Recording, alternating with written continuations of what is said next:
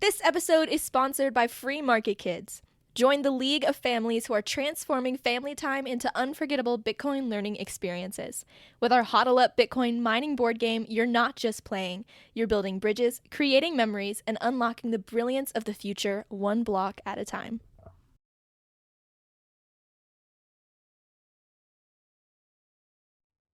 Hey everybody, welcome to Orange Hatter.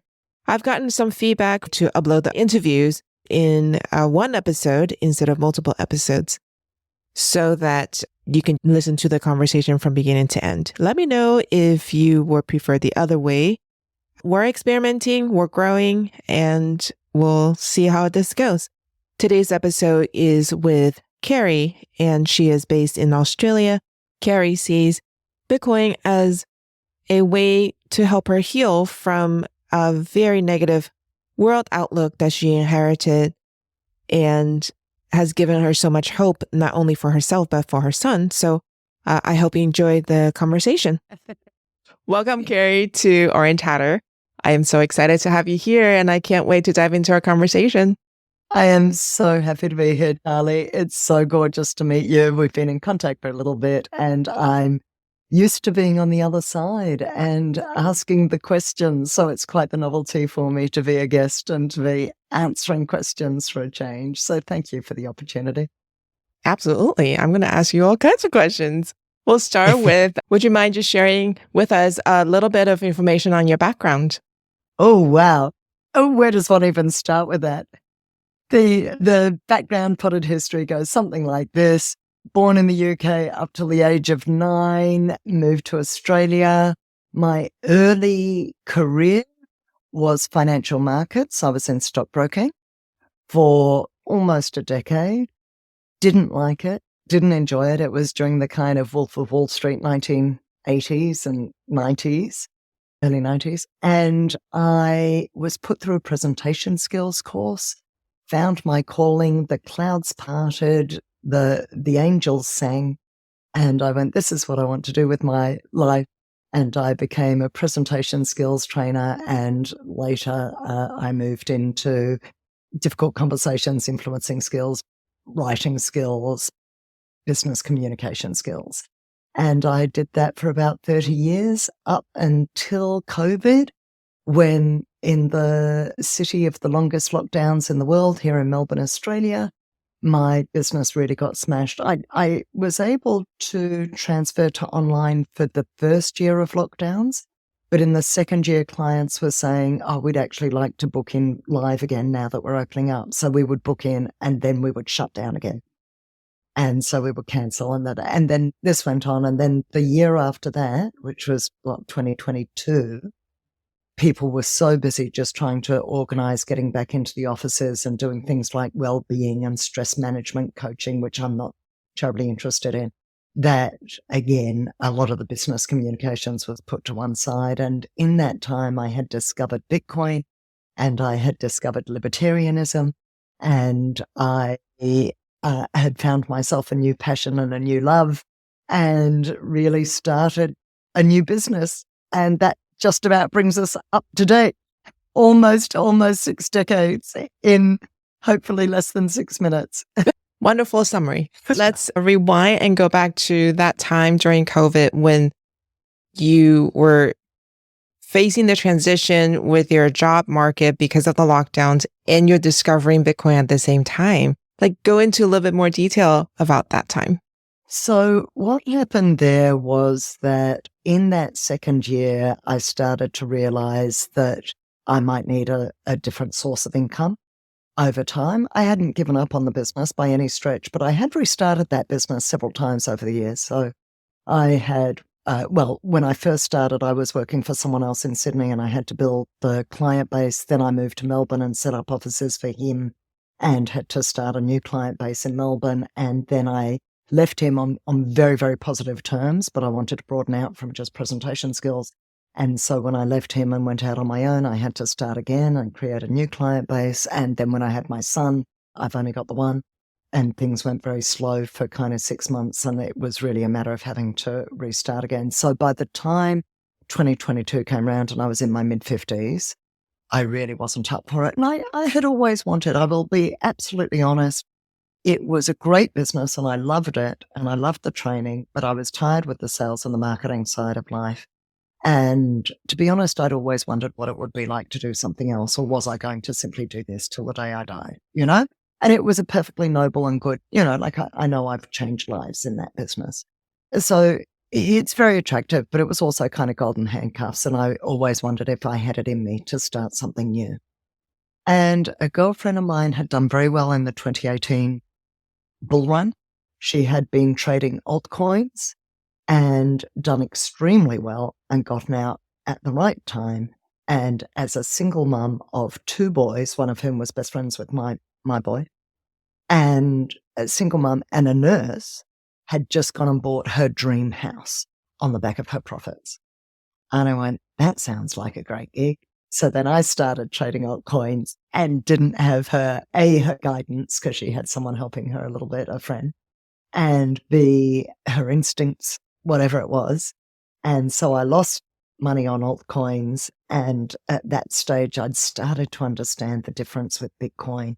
I'd started to listening to different speakers. Mostly they were talking about altcoins, but every so often a Bitcoin speaker would sneak through.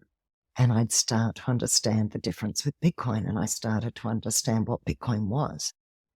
And I got really intrigued. It just captured my imagination. And then through the Bitcoin community and listening to Bitcoiners, particularly someone like Robert Breedlove, I learned the word libertarianism.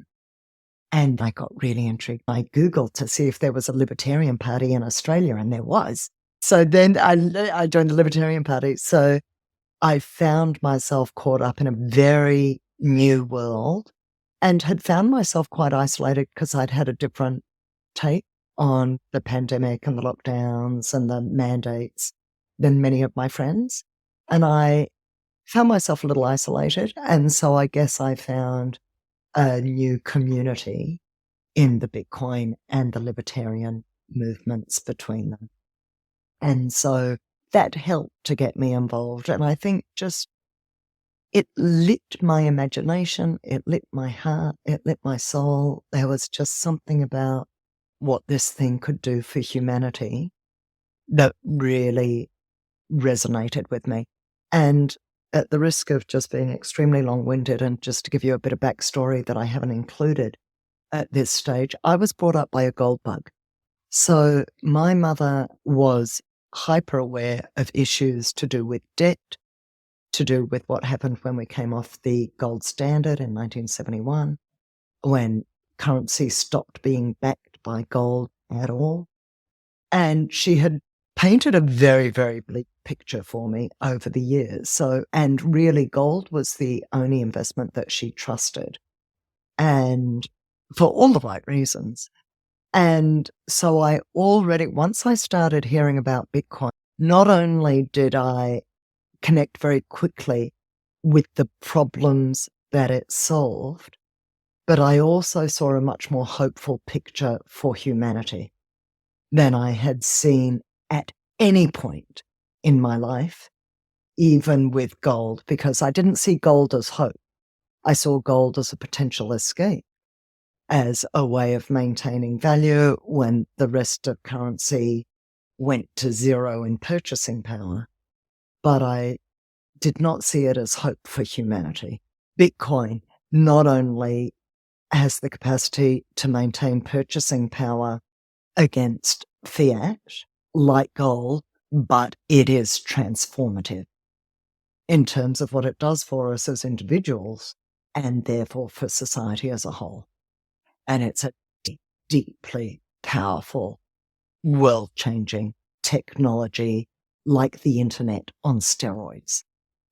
So let's dig a little bit deeper. You said that when you came across Bitcoin, you felt that it lit you up, heart and soul. Tell us more about that. Where do I start with that? I think different speakers helped me understand different aspects of it. So I would listen to, and I will say that one of the first people to orange pill me was Robert Breedlove and his series on Zero. and the idea of zero and how transformative that was when they discovered the digit zero, the idea of zero, how it gave everything from perspective to paintings to transforming our capacity with math, etc. So that was I don't think that was a starting point for me, but I know his philosophizing around Bitcoin really made me think about money and think about the world and money as the underpinning of society really deeply. And I really love being challenged mentally and being presented with something brand new. We watch movies, we listen to books, we listen to podcasts, and so much is regurgitation and formulaic and same old, same old. And so I love being presented with something absolutely brand new. I was listening to Alex Gladstein, and he was presenting to me the case for how the IMF and the World Bank exploit the global south and transfer wealth from the weakest and the poorest to the strongest and the richest. And so to get that global perspective was really Alex Gladstein for many Bitcoiners is a hero, and appeals as much to the left as the right. It's not a partisan issue, the way that Bitcoin can sometimes appear to be. And it really isn't. And in terms of how it transforms humanity, it appeals, or should at least appeal, to the left and the right equally.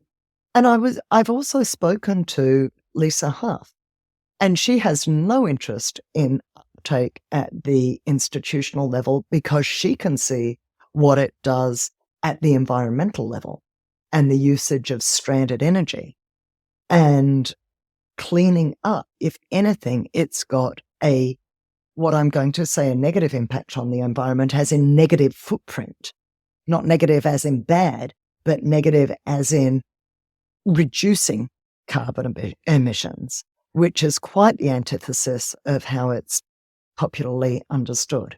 And so I found each of those aspects, as I've delved into the energy side, as I've delved into the philosophy side, as I've delved into the humanitarian side, each one of those in their own right has lit something within me.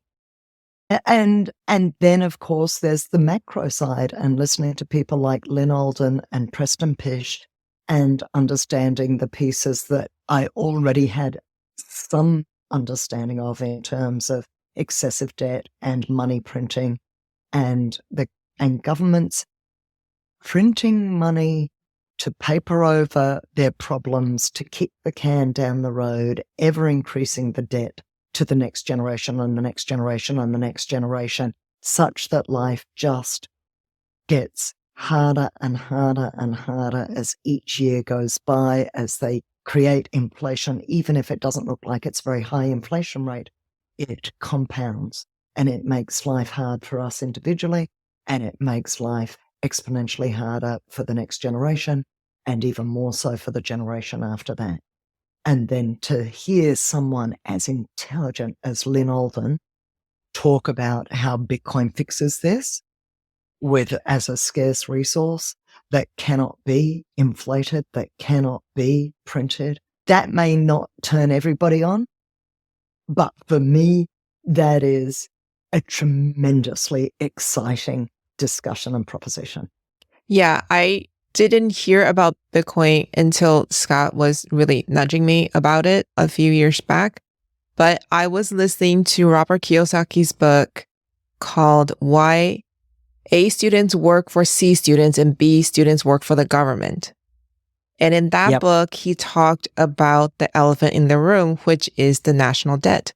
And I remember listening to that book and thinking, how in the world are we going to solve this? Because at the time, this was 10 years ago, so it's been a while, but I didn't know about Bitcoin back then. And there's you look at this huge problem and you can't even wrap your head around what the solution could possibly be.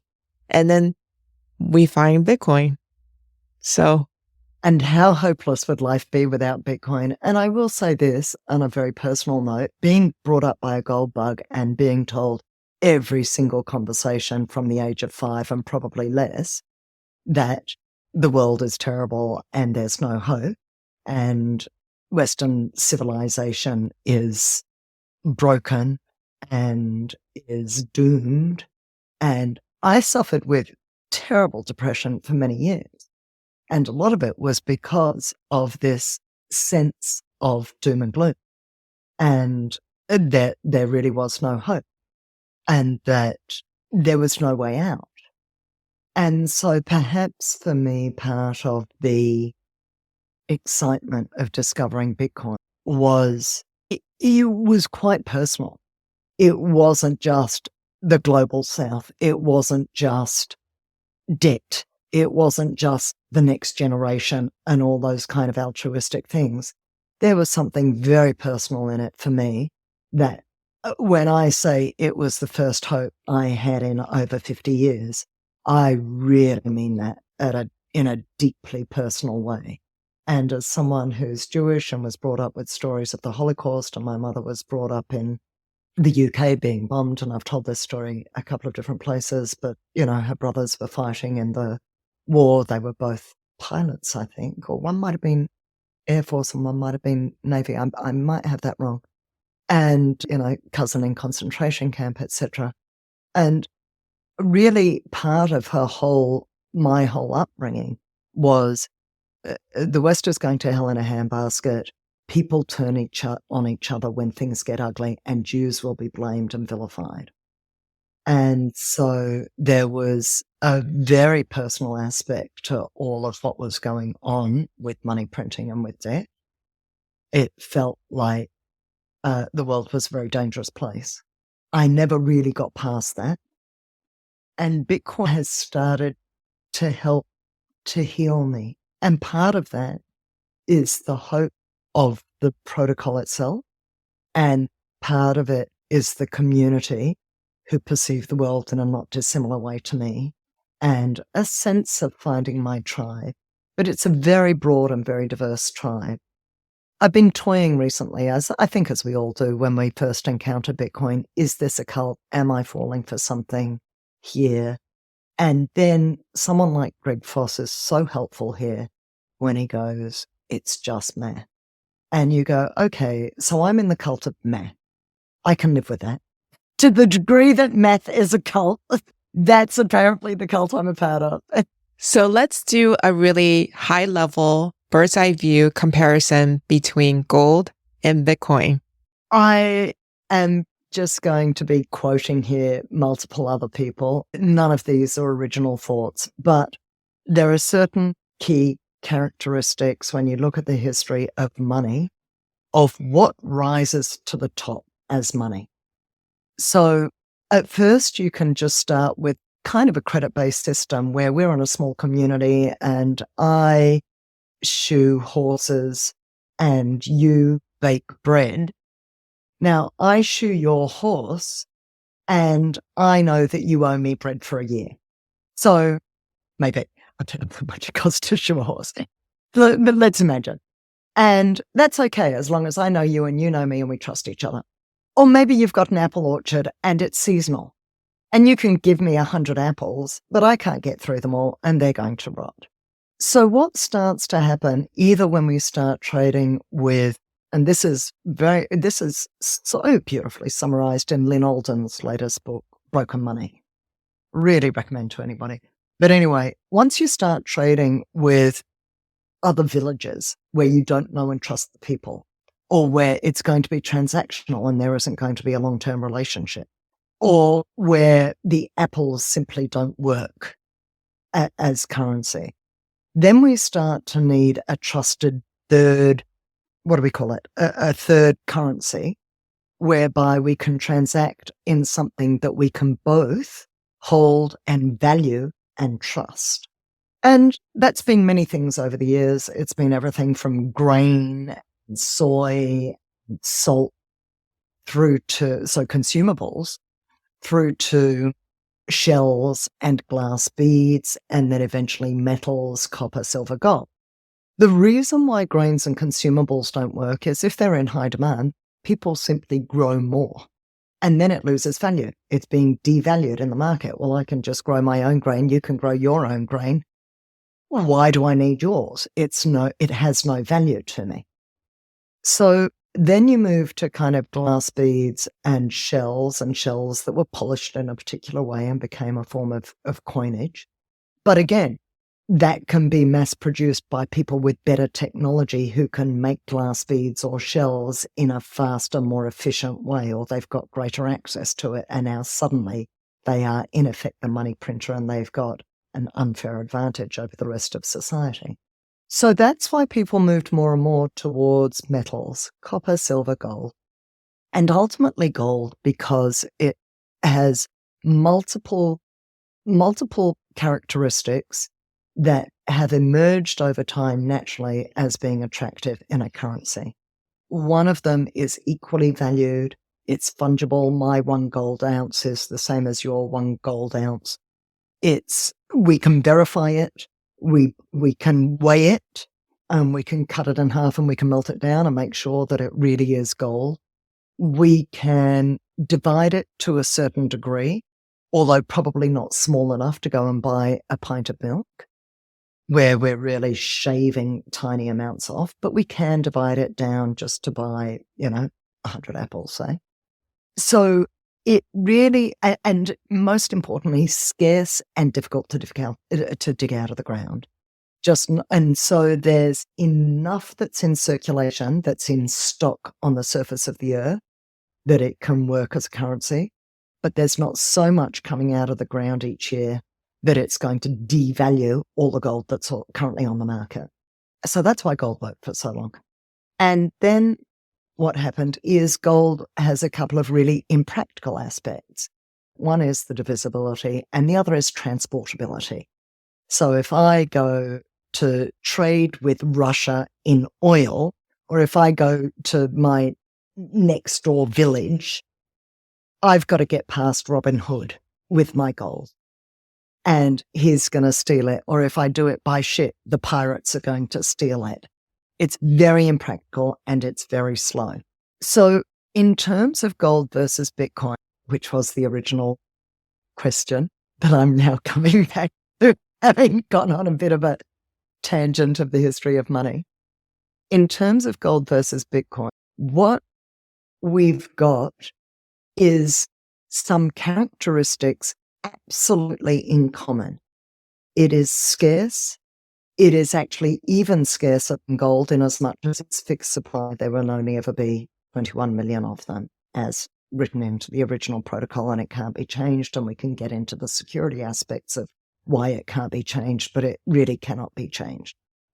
There's the divisibility. So now beyond gold, not only is it fungible and therefore I can swap it with you and 1 Bitcoin is 1 Bitcoin and there's no differentiation. Plus I can verify it through my own node and I know that that is real Bitcoin. Plus it takes effort to pull out of the ground. So mining Bitcoin is a very difficult process that requires huge, what we call proof of work, which is energy usage to guess a nonce to mine the Bitcoin to hash a piece of Bitcoin currency, as it were. So all of that it has in common with gold, but it has 2 additional characteristics. One is the divisibility, because each Bitcoin is split into 100 million Satoshis, which are very, very minuscule amounts that you can use for day-to-day transactions of the smallest good or service for a single apple with negligible fees, like transaction fees. But it's also portable. So if I want to buy Russian oil, I can get Bitcoin to Russia instantaneously and nobody can steal it and nobody can interject. And we don't need what happens with something like gold over time. The way they tried to get around the transportability factor was to leave it in the bank and then to issue certificates against it that were as good as gold, that could be redeemed at a bank at the other end. What starts to happen is you can print paper certificates in a way that you can at a greater rate than the gold. And so you've got way more certificates in circulation, diluting in value versus the gold that's actually being held in the bank. And so the certificates, or what became fiat over time, because there was no longer any gold held against it as of 1971, and you could argue earlier than that, suddenly that paper can be printed and become worthless, and that's what we're seeing. And so that's what's always going to happen with gold because of that problem with transportability. It's always going to lead to certificates, and those certificates are always going to be dilutable, printable and dilutable in value. Whereas Bitcoin, there's no trusted third party. They call it trustless, which doesn't mean you don't trust it. It means you don't have to trust anything else except the protocol, which you can validate for yourself. And it's open source, and you can see the programming, and you can see the kind of the software, I've lost the correct word for it. But everything is open, and we've never had anything like this. What we've always had is approximations of money, something that we make do with as money, but doesn't really perfectly meet all of the criteria of what we now understand money needs to be to work effectively. And that's why Bitcoin is often referred to as digital gold, because it has all those positive characteristics of gold and none of the shortcomings. That was a really, really wonderful summary. Thank you so much for that. That's so helpful. Let's talk about the Bitcoin protocol, or really the Bitcoin community that has inspired you so much. The protocol itself, I'm not a coder, so I don't really get the tech as much as I need to or want to, and I've gone down rabbit holes where I've really tried to understand it and understand SHA-256 and the cryptography and how the difficulty adjustment works and how the actual hashing of Bitcoin works. And I've kind of got broad general principles without getting the detail. Luckily, I've made enough friends in the Bitcoin community over time with people who are developers who can explain that more to me, and who I trust personally enough to trust them and what they're telling me about that. In terms of the community, I went down this rabbit hole very much on my own to begin with, really just off the back of that initial contact with my friend who was trading. But she wasn't a Bitcoiner per se. She was a trader. And she was a trader of cryptocurrencies, being the other 20,000, 30,000 projects that are out there that are entirely unrelated to Bitcoin. And that's an absolute must to differentiate in the world. There's Bitcoin and then there's everything else. So I didn't really have anyone, and I was going down and I was listening to these podcasts and I was reading these books, etc. I heard advertised the Miami Bitcoin conference, and I saw Michael Saylor was speaking there, and Jack Mallers was speaking there, and Lynn Oldham was speaking there. And I was just hearing all these names and going, that is crazy. I have to go. I have to go. And so I booked myself a flight from Australia. It's like 33 hours. It's this crazy long journey. I was so jet lagged when I got to the other end. And it was the first time meeting another Bitcoiner, but not only meeting another Bitcoiner, I met, 35,000 other Bitcoiners. And I was saying to you before we hit record, I lost my voice. I talked so much. I found my people. I loved every minute. It's embarrassing to say, but I would talk deep into the night about Austrian economics and stranded energy and kind of all these crazy things. And gold and, and just different people's approaches. And it was just mind-blowing for me. I just loved it. And then I came back to Australia and I was alone again. And I'm like, and this is no good. So I started a podcast so that I could just meet other Bitcoiners. And that podcast has been going for just over a year now. And I meet daily Bitcoiners, and I've met some of my heroes. I've gotten to meet some of the better known names in Bitcoin. And it's now really kind of taken over my life to a distressing level for my husband and son. But, it's given me a new lease of life in middle age.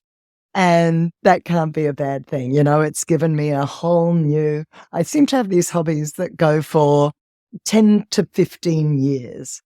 So at one stage it was self-development and psychology and spirituality. Spirituality continues, I must say, but I was really intensely into all of that for about 15 years. And I was really into dancing for about 12 years or so. And I was really deeply into motorcycling for, again, about 10 years. And now it's Bitcoin. So I can see this totally taking over for at least 10 to 15 years before maybe something new comes into my life. Like Satoshi Nakamoto, I might come to a point where I go, I'm moving on to other things, but I can't see that in the foreseeable future. So how do they feel, your husband and your son, how do they feel about this particular hobby? They tolerate it. They tolerate it. My husband gets it, but unfortunately, when I was still trading crypto, I got him into crypto and he got burned. And so he's very wary, even though he does understand the difference with Bitcoin. He's very wary of going anywhere near it now, unfortunately. He's also not someone who tends to get hugely carried away with anything. He's very stable and very, even on a good day, even if he's been out for a great motorbike ride or a great ski or a great something, he'll go, it was good. It was good. And me, I'd be jumping out of my skin going, oh my God, it was the most awesome day. And I'm full of hyperbole and noise and so forth. And he's just not that guy. My son, I was actually really interested the other day. We went to the local market we go there fairly regularly on a Saturday morning. And we went there. My son likes to get a Kransky for lunch and we'll have a wander around. And my husband knows a lot of the stall holders really well. I'm a little less regular there. And we chat with people and it's a very hippie kind of market. And there was one stall there that took Bitcoin. And so I went over there and I bought myself a lemon meringue pie with Bitcoin. And ended up in conversation with these guys. And my son was with me. And they turned to him and said, how do you feel about Bitcoin? What do you think of it? And he said, something about, I kind of understand it. And they gave him a bit of a lecture. They kind of indoctrinated. Oh, this is amazing. And they got it and the gold and the whole thing. They went down that track. And I got into the car with him to come home. And I went, I don't know how much I should be talking with him about it. I don't want to put him off. I know that when your parents talk to you about something, if it's their hobby, it's quite off-putting. I certainly had that experience as a kid. So I tried to shield him from it a little bit, but like you, he edits my show, so he's exposed to it, whether he likes it or not, to some degree. But he got in the car and he said, yeah, no, this is what I get about it. And I only got the 21 million cap and therefore it can't be printed and therefore it can't create inflation. And he gave me a 2-minute summary. And I went, okay, that's good enough. I don't need him or want him to get more than that. I would love him to go heavily down the rabbit hole and do a thesis, but he's got his whole life. And if I shove it down his throat too much at this age, I'm bound to be counterproductive in my efforts.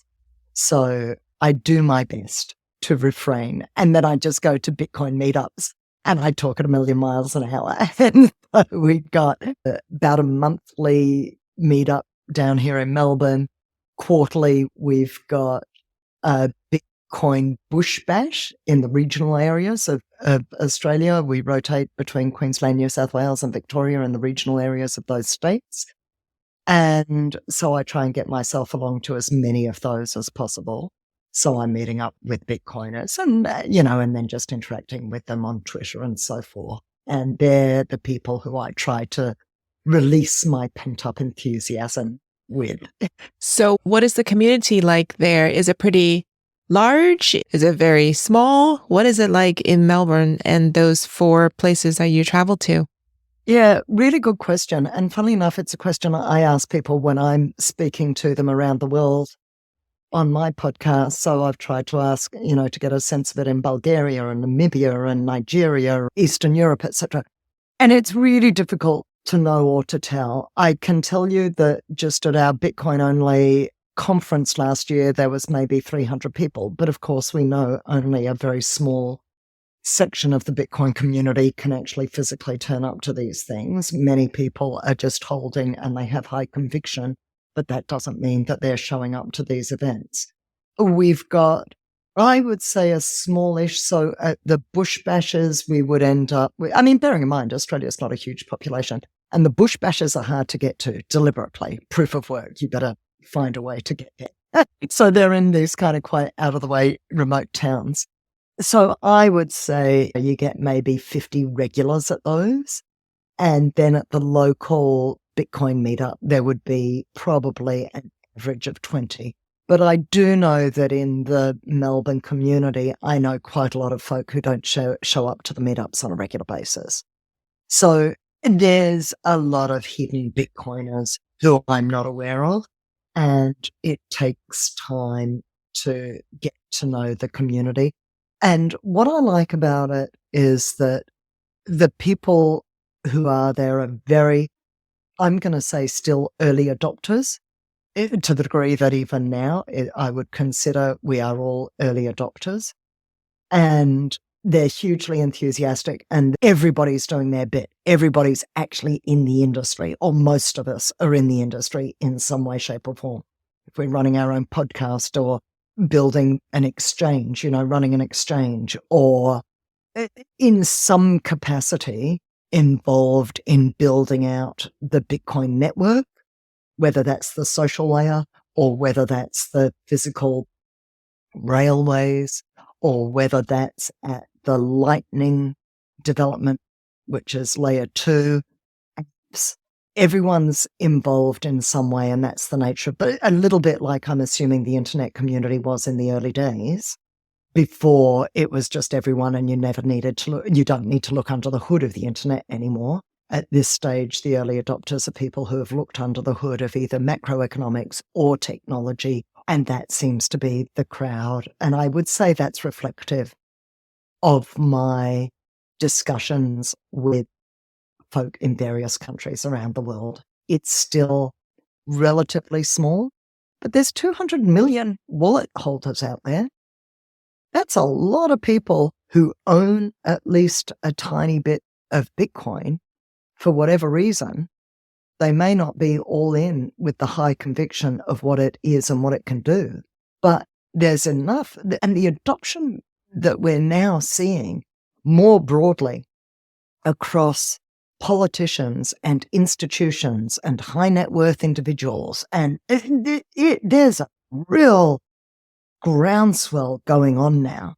And we can still, the small person, the little person, you and I, can still front run the big institutions in a way that has never been possible in human history. And that's really powerful. And I think the people in the community at the moment understand that and feel really privileged.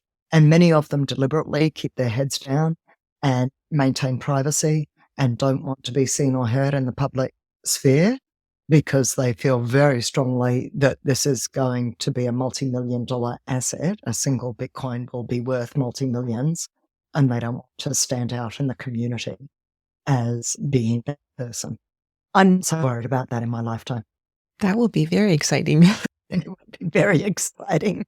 Yeah, let's talk about the transformative aspect. You have mentioned that earlier, that it not only is changing the way you look at money, but it literally changes the way you look at everything. Yes. So there's a number of different angles where we could come at with this.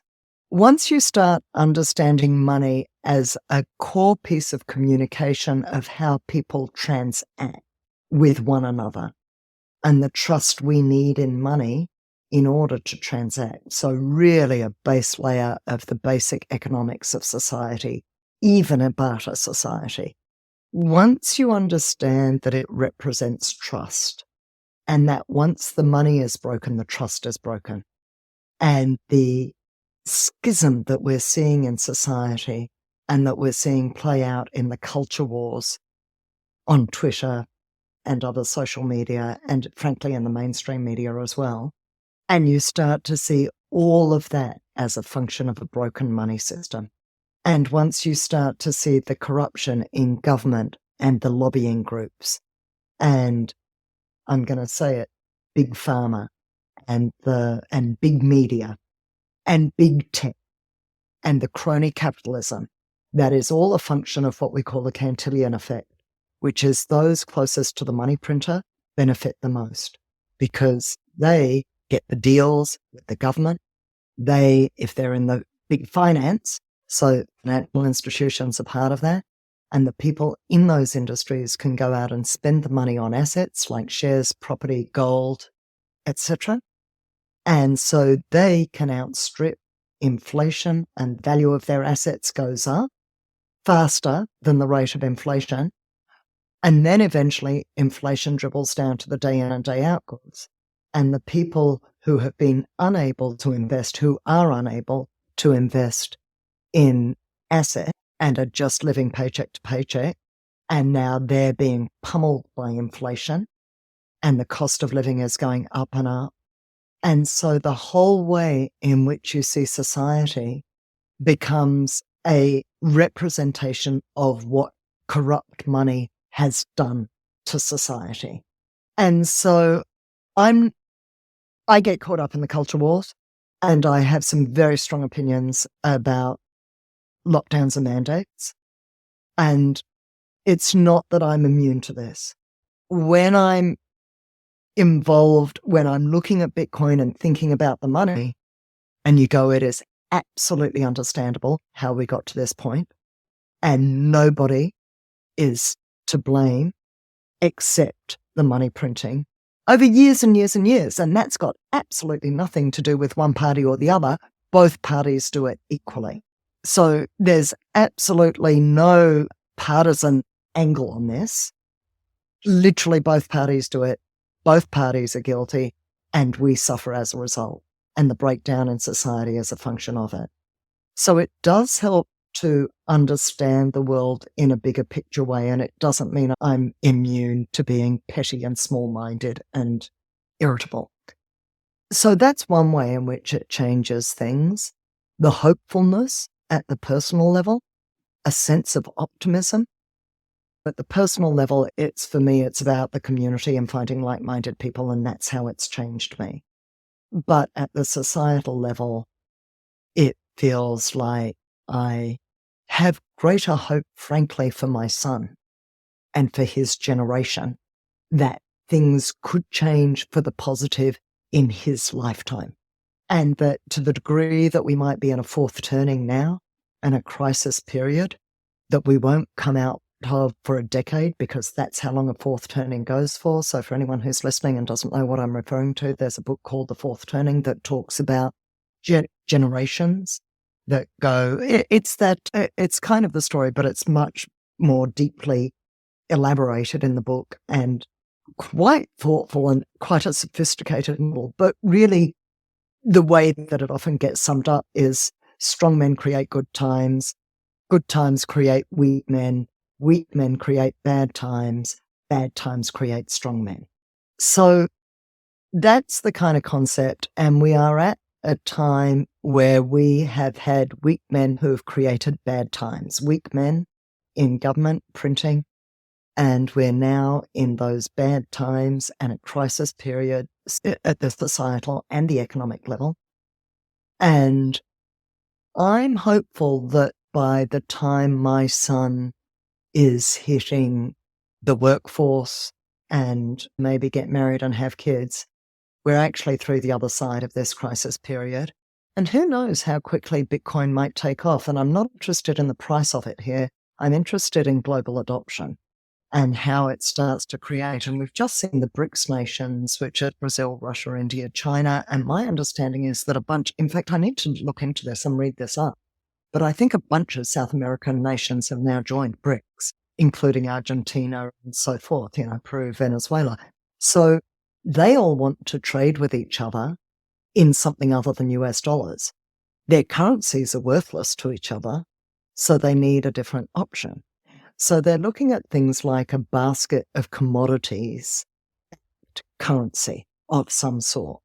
And I don't think it's going to take them long. I mean, you've already got El Salvador who's using Bitcoin.